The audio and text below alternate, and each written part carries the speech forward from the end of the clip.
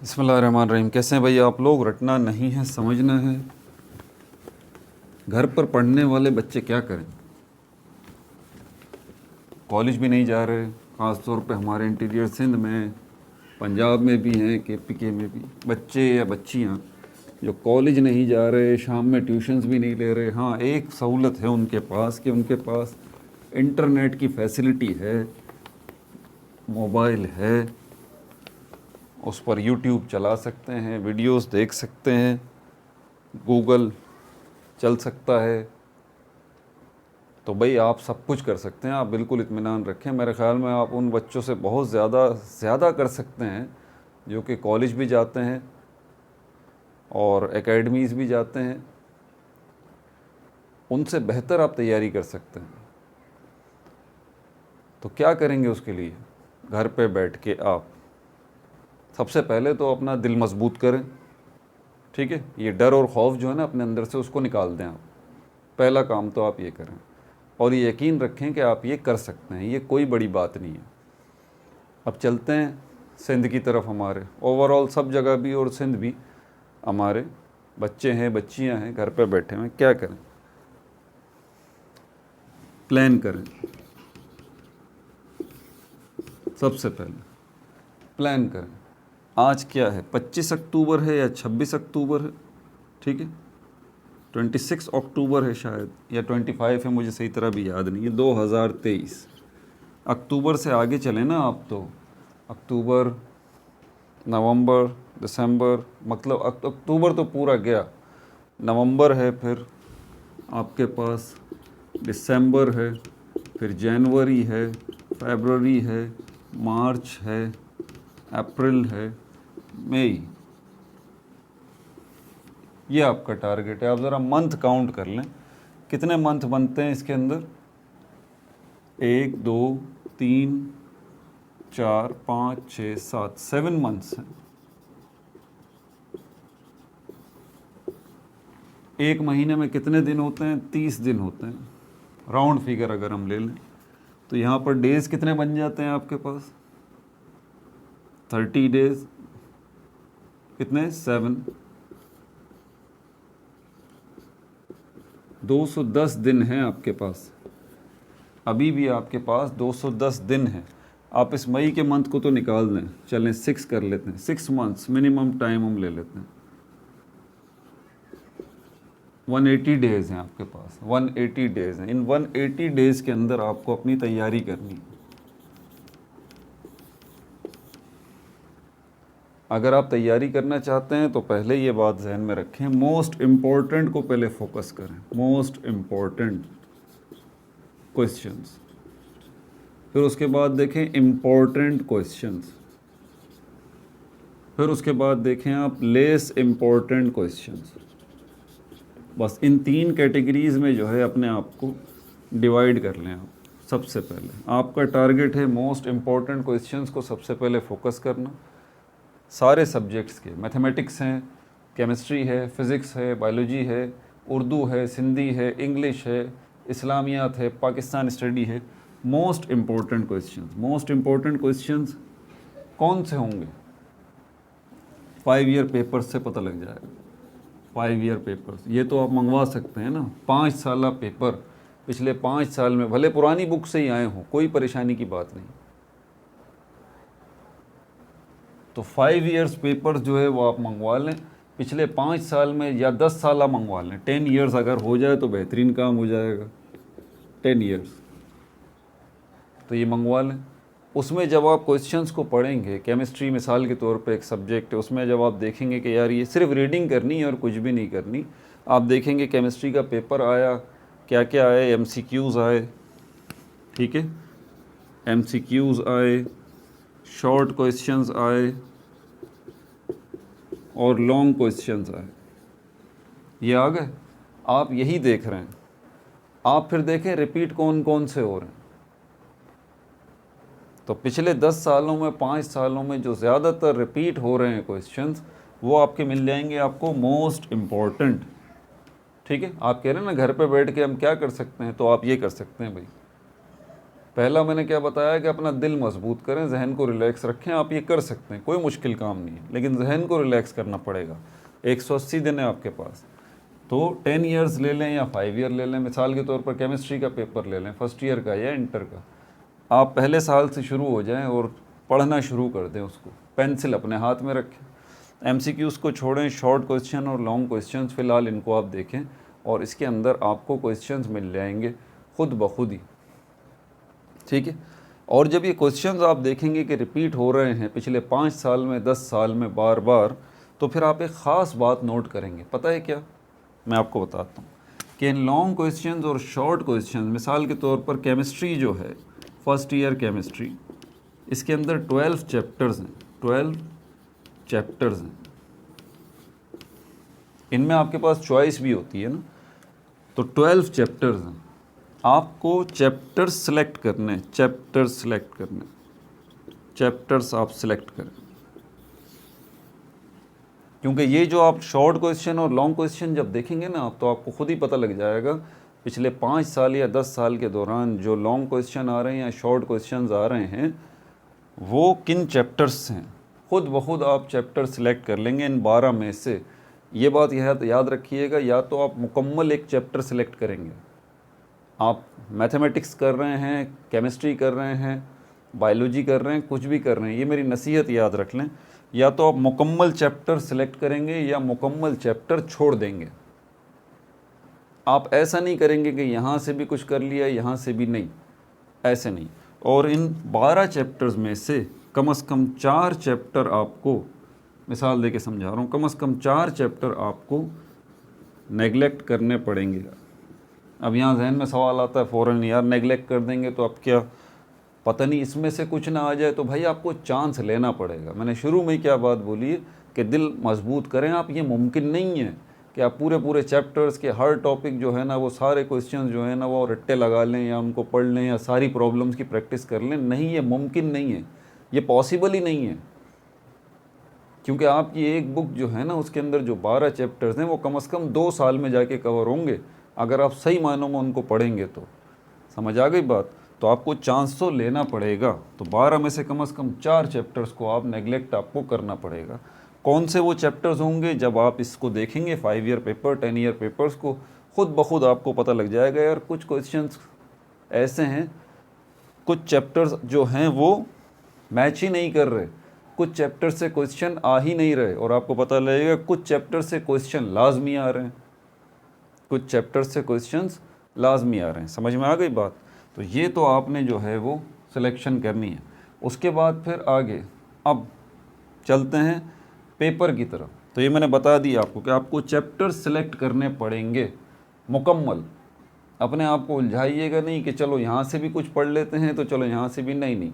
जो chapter select करें, जैसे इनमें से 4 आपने नेगलेक्ट कर दी और 8 ले लिए, उनकी जम के तैयारी करनी है। उनमें से कोई क्वेश्चन फिर आपने छोड़ना नहीं है, क्योंकि पेपर बनाने वाले चैप्टर को फोकस करते हैं कि भाई इस चैप्टर से हमें 2 क्वेश्चन निकालने हैं।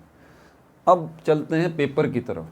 पेपर होगा ना आपका, वो जो पेपर बनाने वाला है आपका वो कोई इंसान ही है ना, बिल्कुल कोई इंसान है वो पेपर जो बना रहा है। वो पेपर जो बनाएगा उस पेपर में क्या है, क्वेश्चंस हैं, शॉर्ट क्वेश्चंस हैं, लॉन्ग क्वेश्चंस हैं, एमसीक्यूज़ हैं, यही है ना। और क्या है, उर्दू का हो, सिंधी का हो, इंग्लिश का हो, केमिस्ट्री का हो, फिज़िक्स का हो, बायोलॉजी का हो, मैथमेटिक्स का हो, कंप्यूटर साइंस का हो, उन सारे पेपर्स के अंदर क्वेश्चंस मौजूद हैं। वो जो पेपर बनाने वाला है वो जो क्वेश्चन लिखेगा उस पेपर में, ध्यान से मेरी बात सुनिएगा, वो क्वेश्चन अपने दिमाग से सोच के बनाएगा नहीं ना। आप खुद सोचिए ज़रा इस बात को, वो अपने दिमाग से सोच के तो क्वेश्चन नहीं बनाएगा, उसको क्वेश्चन कहीं से चाहिए। कहाँ से? बुक में से। पहली आपकी टारगेट ये, आपके बुक के अंदर चैप्टर्स के लास्ट में जो एक्सरसाइज मौजूद है, आप पहले इन एक्सरसाइजेस को फोकस करें। इसमें एमसीक्यूज़ भी हैं, इसमें शॉर्ट क्वेश्चंस भी हैं, इसमें लॉन्ग क्वेश्चंस भी हैं। लेकिन याद रहे कौन से, वही चैप्टर्स जो कि आपने सेलेक्ट किए हैं, सिर्फ उन्हीं। तो भाई पेपर बनाने वाले को क्वेश्चन चाहिए, क्वेश्चन कहाँ से उठाएगा? एग्जैक्टली 80 से 90%, बल्कि 90% में ये कहूँगा, 90% जो क्वेश्चंस हैं, MCQs हैं, सब के सब वो कहाँ से उठाएगा? वो आपकी बुक में से ही लेगा। आपकी बुक में मौजूद चैप्टर के लास्ट में जो एक्सरसाइजेज मौजूद है ना, वो वहीं से लेगा। तो जहन से टेंशन अपनी हटाइए, ठीक है। अपने वर्क को डिवाइड कीजिए। आपके पास मैथमेटिक्स है, केमिस्ट्री है, फिज़िक्स है, ठीक है। नोट्स वगैरह ऑनलाइन सब अवेलेबल हैं, सब कुछ मौजूद है। आप व्हाट्सएप ग्रुप्स के अंदर हैं तो आप दोस्तों को बोलें, वो आपको पिक्स जो हैं वो शेयर कर देंगे। सब कुछ मौजूद है। अभी मटेरियल की तो कोई टेंशन है ही नहीं, हर क्वेश्चन का सल्यूशन मौजूद है, ठीक है।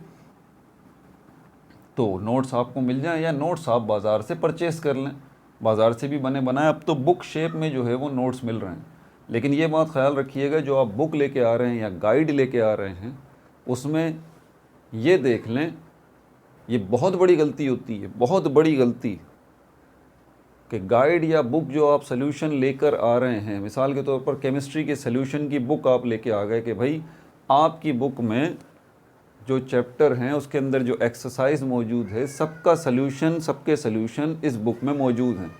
मैंने क्या कहा?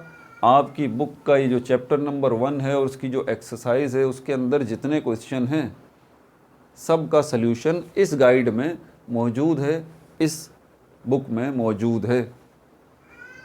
अब होता क्या है, दो किस्म की बुक्स चल रही होती हैं। एक वो बुक होती है जिसके अंदर अपनी तरफ से सवाल मौजूद होते हैं, वो सवाल जो कि आपकी बुक के चैप्टर की एक्सरसाइज के अंदर हैं ही नहीं। ये बहुत बड़ा प्रॉब्लम है, बहुत बड़ा। मेरी बात समझ में नहीं आई तो ज़रा बैक करके दोबारा सुनें।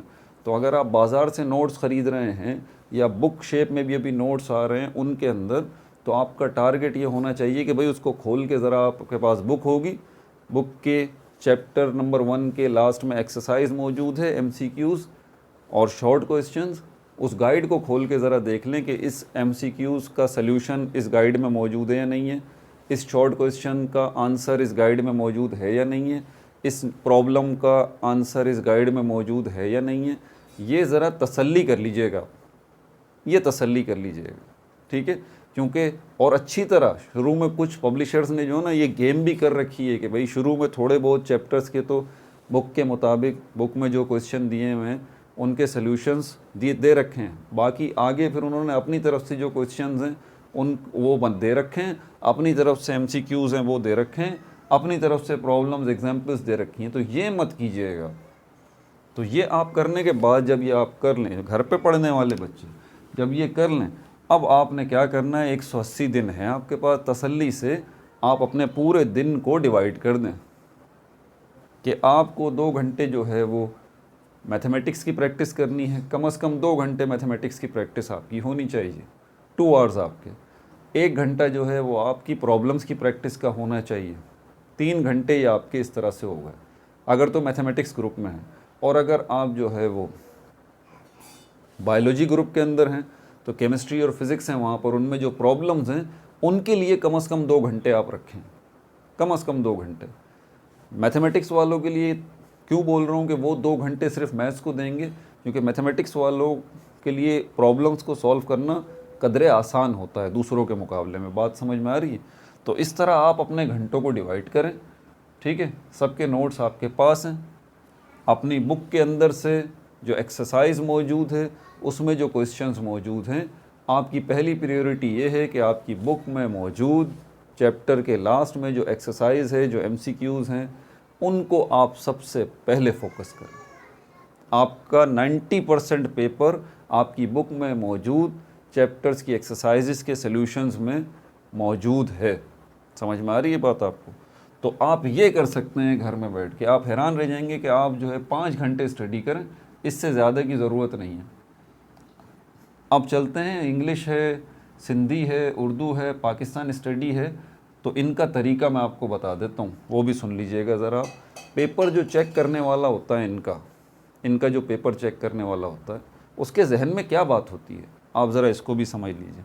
छोटे बच्चे होते हैं ना, क्लास 1, 2, 3, 5 तक के बच्चे होते हैं, उनके जो टीचर्स होते हैं ना, वो स्पेलिंग भी देखते हैं, वो शोशे भी देखते हैं, नुक्ते भी देखते हैं, ज़ेर ज़बर पेश भी देखते हैं, ठीक है। सारी बारीक बीनी से चेकिंग हो रही होती है छोटे बच्चों की, क्योंकि उनके अभी लिखने पढ़ने का टाइम है। वो अभी लिखना पढ़ना सीख रहे हैं, ठीक है। अब आ जाइए 6 से लेके 8 तक, इसके जो टीचर्स होते हैं, इनके जो पेपर्स चेक करते हैं, वो एज़ कम्पेयर टू 1 to 5 वो थोड़ा रिलैक्स होके करते हैं। उनके जहन में क्या क्या चीज़ें होती हैं, फिर उनके जहन में होती हैं हेडिंग्स, मार्जिन्स, मटेरियल। और फिर जब बोर्ड के पेपर्स की बात करें आप, तो आप इंग्लिश कर रहे हैं और पाकिस्तान स्टडी कर रहे हैं, ये जो थ्योरेटिकल सब्जेक्ट्स हैं, इनमें ज़्यादातर मैटर करता है मटेरियल, कि आपकी कॉपी की थिकनेस कितनी है। आपकी कॉपी खोल के वो एक एक वर्ड नहीं पढ़ेगा, इतना टाइम नहीं है भाई। बोर्ड के पेपर्स की चेकिंग का तरीका अलग होता है। अपना माइंडसेट बदलिए कि आप ये सोच रहे हैं यार मैंने तो ये स्पेलिंग मिस्टेक कर दी, ये तो अब बड़ा मसला हो जाएगा। भाई आपकी स्पेलिंग कोई नहीं चेक करने वाला, किसी के पास इतना टाइम नहीं है।